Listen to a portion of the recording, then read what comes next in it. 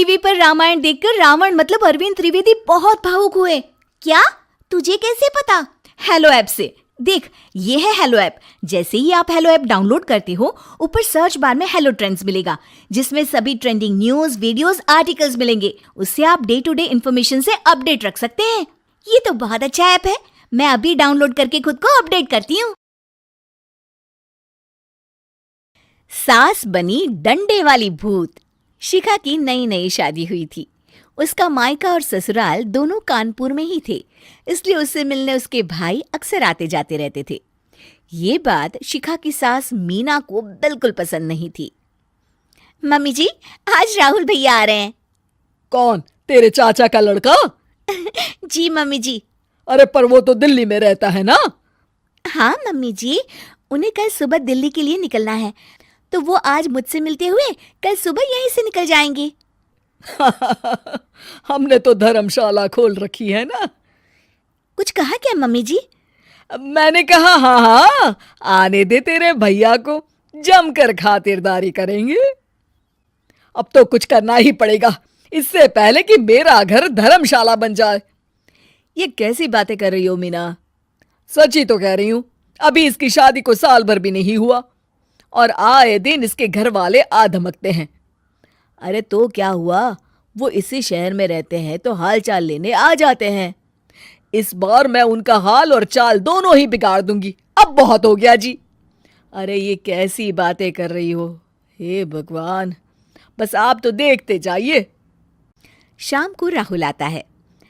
नमस्ते आंटी, कैसे हैं आप लोग? हम लोग तो ठीक है, तुम कैसे हो बेटा?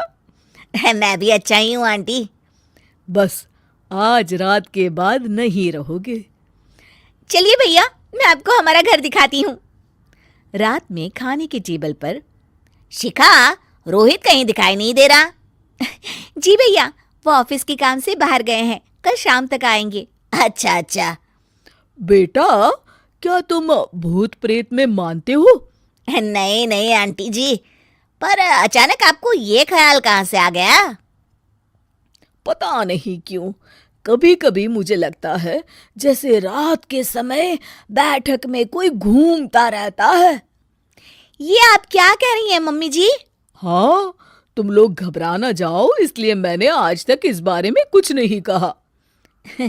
ये आपका वहम होगा आंटी जी, ऐसा कुछ नहीं होता। हो सकता है। चलो अब मेरा सोने का टाइम हो गया है तो चलती हूँ मैं। शिखा बेटा, राहुल के सोने की व्यवस्था वहीं दीवान पर कर देना। जी पापा जी। अब चलिए भी। अच्छा, तो बैठक में सोने वाले हैं साहबजादे। क्या बड़बड़ा रही हो? कुछ नहीं, आप सो जाइए। मीना और महेश के सोने के बाद शिखा और राहुल आपस में बात कर रहे होते हैं, तभी डोरबेल बजती है। अरे आप!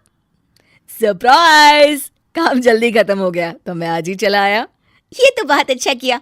देखिए राहुल भैया भी आए हुए हैं, आप दोनों का मिलना भी हो जाएगा। कैसे हो रोहित? मैं तो ठीक हूँ भैया। शिखा, मैं भी आज यहीं सो जाता हूँ, राहुल भैया से बातचीत भी हो जाएगी। अच्छा अच्छा, ठीक है।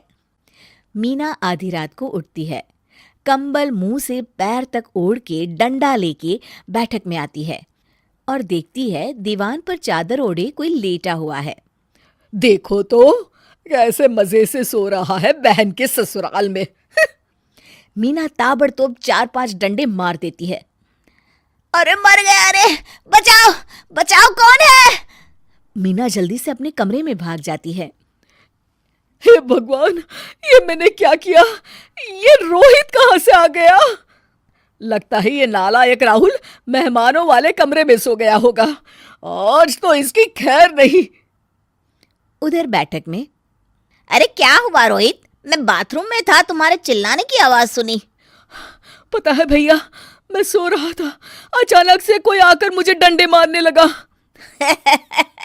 ये क्या कह रहे हो? लगता है तुम भी आंटी की तरह भूत प्रेत में मानते हो। नहीं नहीं भैया, सच में कोई आया था। मैं तो जा रहा हूँ मेहमानों वाले कमरे में सोने के लिए। इस समय अपने रूम में जाऊंगा तो शिखा की नींद खराब हो जाएगी। ठीक है भाई, जाओ तुम, जहां तुम्हारा भूत डंडा लेके ना आ सके। थोड़ी देर बाद मीना कंबल ओढ़ के डंडा लेकर मेहमानों वाले कमरे में पहुंच जाती है। वो बिस्तर पर सोए रोहित को फिर डंडों से मारने लगती है। अरे मर गया, अरे मर गया। तू भूत प्रेत में नहीं मानता ना, ये ले अब डंडे खा। हैं? ये तो माँ की आवाज है। रोहित कंबल खींच देता है। बेटा तू। अरे ये क्या कर रही हो माँ? मार मार के मेरा भरता बना दिया आपने। माफ कर दे मेरे लाल, मैंने तो तुझे ही मार मार के लाल कर दिया। मैं तो उस राहुल के बच्चे को सबक सिखाना चाहती थी। राहुल भैया को? हाँ बेटा, मुझे लगा अगर उसे डंडे मारूंगी तो शिखा के मायके वाले यहाँ आना छोड़ देंगे। हे भगवान, माँ ये घर शिखा का भी है, उसके घर वाले जब चाहे आ सकते हैं। हाँ बेटा, आज मुझे भगवान का इशारा समझ में आ गया। मैं कितना गलत करने चली थी और अपने ही बेटे को चोट पहुंचा दी। अब चुपचाप जाके सो जाओ माँ, और किसी को कुछ बताने की जरूरत भी नहीं है। शिक्षा दूसरों का बुरा चाहने वालों के साथ भी बुरा ही होता है।